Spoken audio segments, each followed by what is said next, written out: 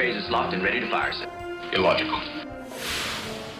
Hello and welcome back to Federation Radio with your host Floyd once again.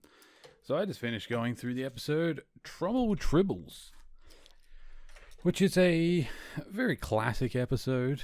The original tribbles, which are these little fur balls that are like, they sort of vary in size, but they're like the size of a potato around about a handful, and they're furry, and they purr basically. Well, they make a sound that supposedly Spock says has a tranquilizing effect on humans. I don't think it's that case. I think it's just like humans naturally find them very cute and therefore like them.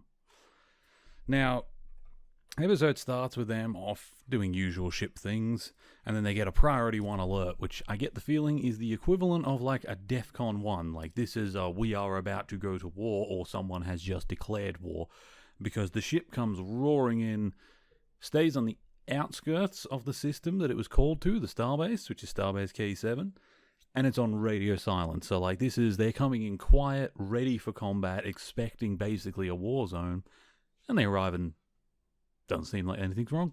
Station's there, it's fine, no debris, no sign of attack, no other ships. So they call down to yellow alert, and then they go and see the administrator, make contact, like what the hell's going on. And we get to meet this man. He tells him, well, it's the leader of the station, says, yes, I'm sorry, Captain. If you'll come aboard, I can explain to you. So, of course, Kirk and Spock, they go aboard, and we get to meet. And this made me laugh, because this is the ultimate, like, useless government bureaucrat guy getting in over his head.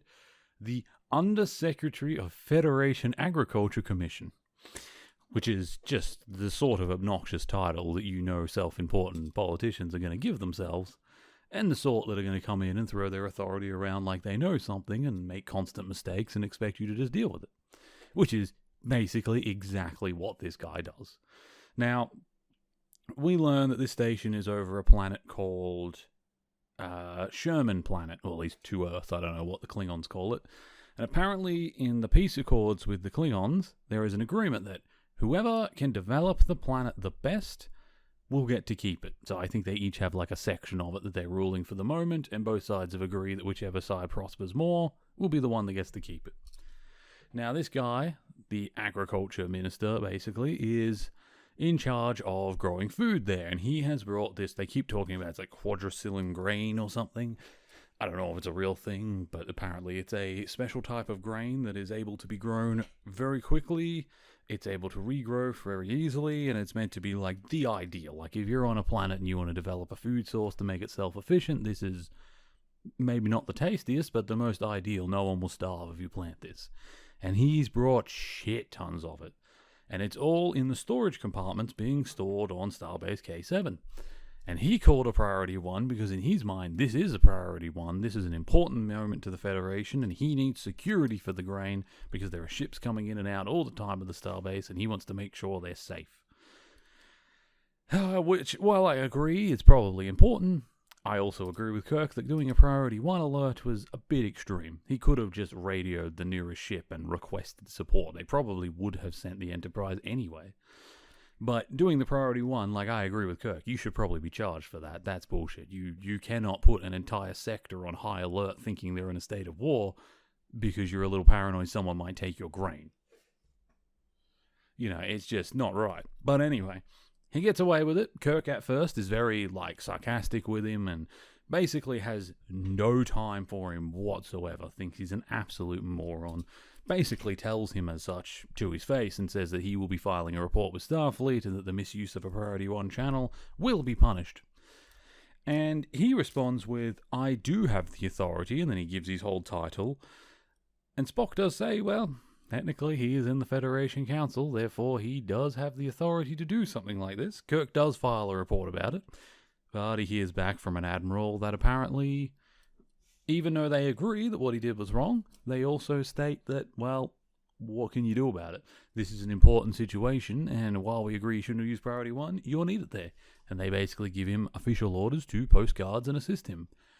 Which Kirk is, you know, willing to do on a professional level, but on a very personal level does not like it. He hates this whole situation, he doesn't like this guy, and he's very You will have 2 guards for your storage room and 2 guards only. I was asked to help, and I am helping. And then he lets all of his crew, whoever's not on duty, have shore leave at the station if they wish, which is where the tribbles come in. So they go to a bar. Uhura ends up buying a tribble off of this guy. I did write his name down. Cyrano Jones, who is like a snake oil salesman. Think of your classic big jacket full of pockets of all sorts of little trinkets and inventions and things that he just wants to sell and he's willing to barter. And one of them is a tribble. Uhura thinks it's very cute. I'm not surprised, like a small fluffy thing that purrs. I mean, humans love that stuff. You could definitely sell that. You got something the size of the Enterprise, there'd be enough people on board willing to buy it. So they get sold. What they don't realise at the time is that the tribbles, as Dr. McCoy puts it, 50% of their biology seems to be completely dedicated to doing nothing more than birthing more tribbles, and as far as he can tell, they're born pregnant. So they're just breeding out of control, and we're having an average litter of 10 to 11 tribbles every round about 3 hours or so from each tribble. And as you can imagine from that basic math, it gets out of control pretty quickly. Starts off with Uhura having 1 tribble, then she's got 11. Dr. McCoy takes 1, says he's going to conduct a few tests on it just to see what makes them tick, and she ends up giving away some of the others to the crew. And the episode sort of goes on, and we have more events. We have a Klingon ship that shows up. Apparently, though, they're not actually here to cause trouble. We get to meet Captain Kolath, who is a character that isn't that important at this point, but will come up again. He's one of the, Klingon captains that we'll meet in the future again. And he is here, he claims, by order of the same treaty, that means that they're not at peace, his people are allowed to have shore leave on Starfleet establishments. Now, of course, the Undersecretary isn't too thrilled about having Klingons on board where he has his grain that he is super protective of, and he's convinced they're here just to get his grain, but as Kirk points out, the peace accords do allow them to come here for have shore leave if they wish, and there's nothing he can do about it. He has guards posted around the Klingons, he has guards posted around the grain, and he doesn't know what else he wants him to do. And then we get one of my favorite scenes of Scotty, Chekhov, and 2 or 3 other crewmen that are all off duty. They're all on the station having a drink at the bar. Starts off with a little bit of banter between Scotty and Chekhov. One's drinking vodka and one is drinking scotch, and they're both telling each other that the other is a girl's drink and they should try each other's drinks, basically. And then you get the drunk Klingon. And he's in the background, and he's there, and he's saying, obviously he's a bit drunk, and he wants a fight. He's basically pushing everyone's buttons verbally, trying to get them to hit him. And he's talking about how he doesn't like Earthmen. He views Earthmen as weak. Earthmen remind him of bloodworms, squishy and weak. And then he says, not Captain Kirk, though. He doesn't remind me of a bloodworm. And then he says, he reminds me of what the bloodworms throw up. And starts being really insulting to him. Says that he is a tin-plated dictator with ideas of godhood and all these other things. He just keeps going. He's really ripping into Kirk and the crew and Earthmen. And a couple of times, Chekhov almost bites. He's like, I can't take it. And he makes a fist and goes to stand up, and Scotty puts the hand up and says, no, sit down. It's not worth fighting over. He's entitled to his opinion. What does it matter what he says?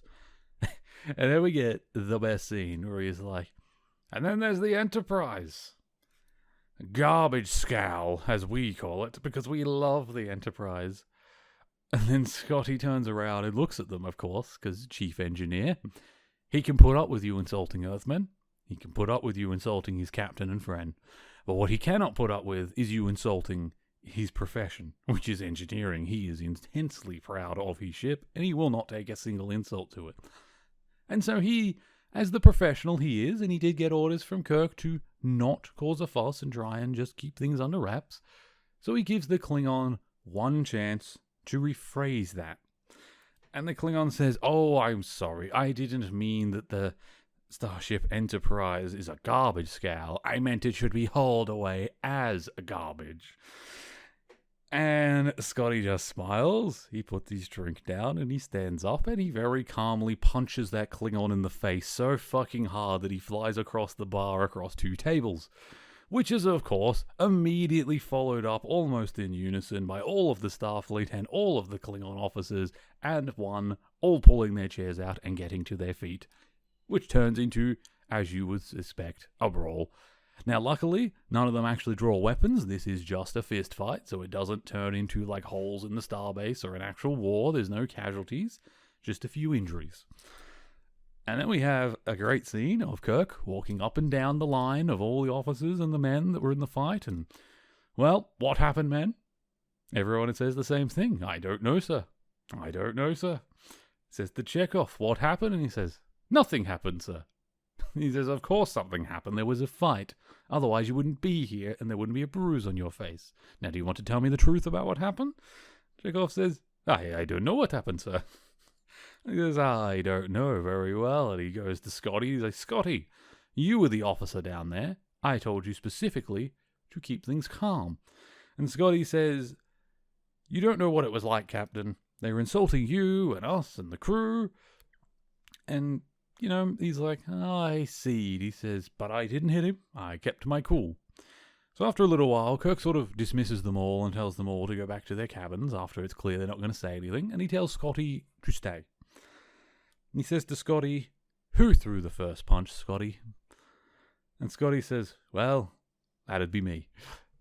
And Kirk is shocked, because I think Kirk fully, like everyone else, would expect it to be one of the younger officers or maybe Chekhov, someone a little more fiery and irresponsible, not the chief engineer. He's like, you threw the first punch. He's like, well, I'm sure you wouldn't have thrown a punch unless it was a good reason. You said they were insulting us. And he says, yes, they were insulting Earthmen, called us bloodworms. He said, oh, well, and that's when you hit them, right? He goes, no, of course not. Of course not. They're entitled to their opinion, and I told Chekhov wanted to hit them, but I told him no, we could wait. And he said, so that you didn't hit him. He said, but you said they were insulting me, so when they insulted me, that's when you hit him, right, Scotty? You were just defending your captain? Scotty says, no, sir. Again, I told them they were entitled to their opinion, and I told Chekhov not to hit him. And he goes, so you didn't hit him after he insulted me, and you didn't hit him after he insulted humanity. So what did... And then he just sort of breaks. Scotty can't hold it anymore. He's like, he called the Enterprise a garbage scow, Captain. I could not stand for it. Kirk's face, he plays a really good kind of sarcastic and almost a little bit like offended. But he's like, so they insulted me and you didn't care. They insulted us and you didn't care. But they insulted the ship and you hit him. He's like, that's right, Captain. It's a matter of profession. And I'm sorry, but that entire scene, I know it's so predictable, but I love it. It makes me laugh every time. It's so perfect to have the engineer be the one to throw the punch. It really is. Now, of course, everyone fears this will escalate. The Klingons immediately go to the Undersecretary and are demanding an apology. But at this point, there's another problem brewing. Earlier I mentioned that the tribbles were breeding and that there had been one litter and that Uhura had to, give some out to people, and Dr. McCoy had taken one. Now, at this point, Dr. McCoy has made a lot of his breakthroughs about them, that they are basically born pregnant, and most of their biology is slanted directly towards breeding. And, this is becoming a problem because as we see both on the ship and the station, in a scene at the bar and a scene, both on the bridge and in one of the dining rooms, Kirk goes to get his meal. A chicken sandwich and a coffee. They are now inside the machinery, and instead he gets a cup with a tribble in it, and a plate with 3 tribbles on it. Then he turns to Spock, who is holding a cup with a tribble in it. And he looks around the room, and there are now tribbles, stuck to the walls all over the place. There are tribbles covering the table. Almost every crewman in the room has 4 or 5 of them across their shoulders and, on their chest. They're not dangerous or anything. As far as they can tell, they barely have a mouth. They're a tiny little animal. They're still harmless, but they're breeding out of control. And then we see Scotty come running into the room and he says, Captain, and he's got his arms full with it has to be 15, 20 tribbles that he's barely holding up. He's like, Captain, they're in the machinery. I'll bet they're in every food processor on the entire ship. And he's like, oh, how did they get into that? And he says, through the vents, I suspect. And then there's a moment where Scotty and, Spock and Kirk look at each other and they realize, vents. There are vents in the storage containers where the grain is being stored on the station, And they know already that if they are breeding out of control on the ship, they're breeding out of control on the station too. And if they can get through vents here, they immediately beam down. They tell the undersecretary to be waiting, and they rush down there. And the Klingons are in the office, they're upset, they end up following Kirk, like, what's going on? He tells his man to open up the storage compartment where the grain is, because up until this point, they've been obsessed with it, and they've been guarding it, and it's been coming up, but we haven't actually seen it. The men just stand in front of it and guard it. So at this point, they open it up. And when Kirk opens it up, tribbles fall on him. Hundreds and hundreds and hundreds of tribbles come falling out of this thing, and they just keep coming in bulks. And you quickly realize the tribbles are breeding out of control. And at that point, Kirk picks one up and says, well, I have a feeling the grain supply didn't do very well. There must be thousands of them, hundreds of thousands maybe. And then Spock kicks in with, I didn't write down the exact number, but it's like 1.8 something million. And he's done the maths, of course, based on the amount of food that's around and how many they have in a litter and the time that's passed in the very Spock scientific manner. He comes out with a very exact number that is well over 1 million, which is very impressive considering there was one on the station barely 3 days ago. And they're literally eating them out of food. Now, at this point, an interesting discovery is made. It was actually made earlier in the bar. The tribbles, like everyone, they don't really make many sounds, just this nice calming bit. Except Klingons. When they pass the Klingon tables, they freak out. They get really, they start moving around, they start trying to get away, and they make this hostile sound.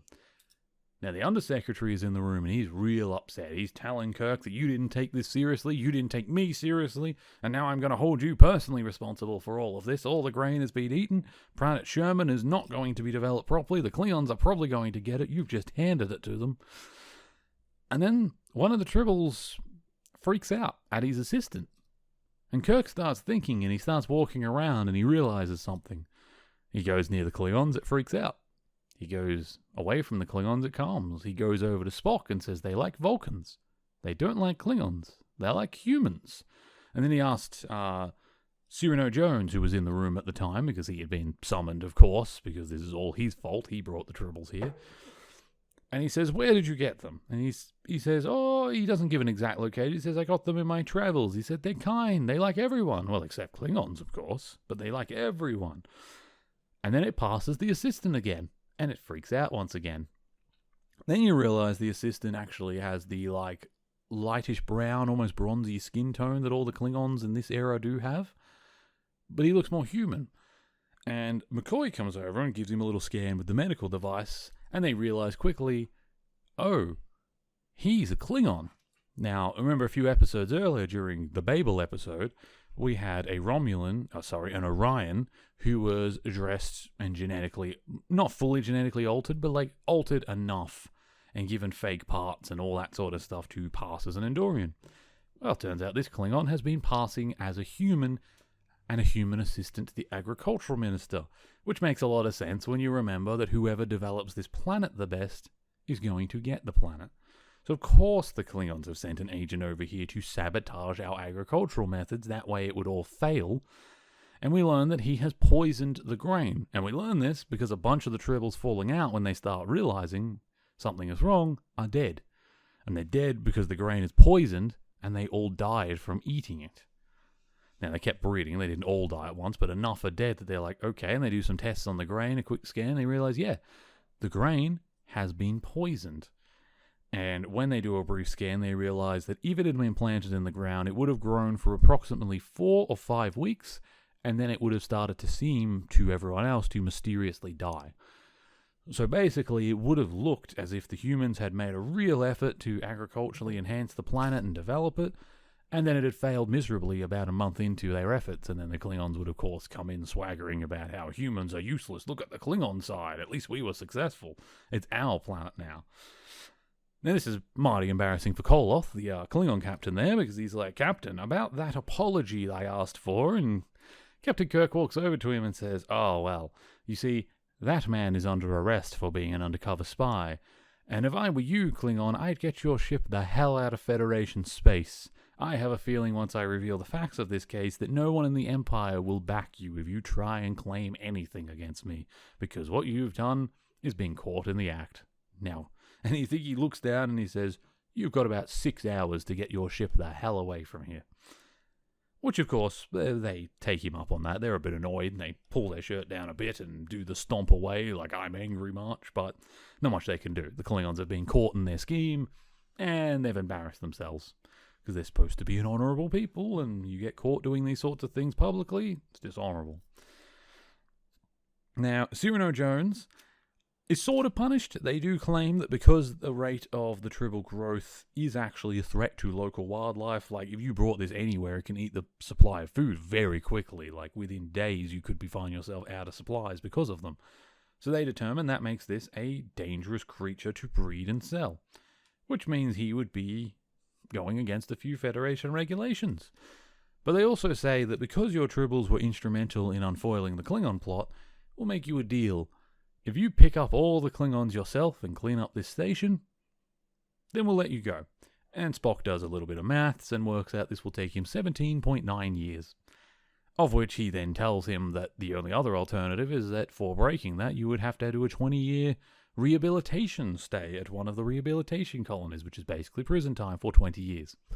So 17.9 years picking up tribbles and being sort of free, or 20 years in a prison. Yeah. Not great. He chooses to stay. I kind of wish we got a bit more of a follow-up on how long it actually took him and whether he did it. But, anyway, it's not a short episode. It's 50 minutes like all the others, but it's a fairly simple episode. It's classic. It's got the fun moment of Scotty beating one of the Klingons half to death. It's got the great Kirk being a sarcastic prick when it comes to government officials, which I'm all about. I love anyone being sarcastic and wasting government's day. Those people deserve it. But, it's a good episode. It's good fun. The tribbles are, for whatever reason, really iconic. I watched this episode and I really like it, but honestly, rewatching it, I wouldn't put this, that far above most. This, I would say, is above average, but it's not one of the great episodes. I'm not really sure why it has such a following. Maybe it's just it was a good episode early on. A lot of people just remember it. I don't know. But I think I don't know, I'll have to look it up when we get to it, but like I mentioned before, in Deep Space Nine, I think it's the 20th anniversary of Star Trek, because this would have been mid-90s, and this was late 60s, and maybe it was late 90s. I don't know, something like that. They had a special episode where they go back in time, and this Klingon that just got arrested, spoilers in future, is going to, I believe, do a little time traveling of his own to try and fix this plot so that it actually does work, because apparently it ruined his life and reputation after this.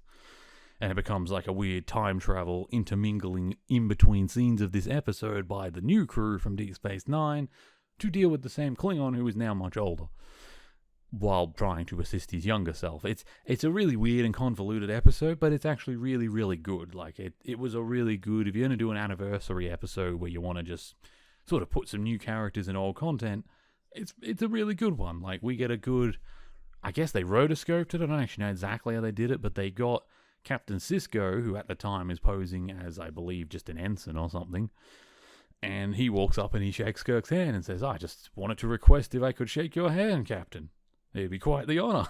Because, of course, by that point, this is nearly 100 years in the future. Kirk is long gone, and at this point, all of his exploits from episodes like this are probably famous and examples that they study at the Academy all the time.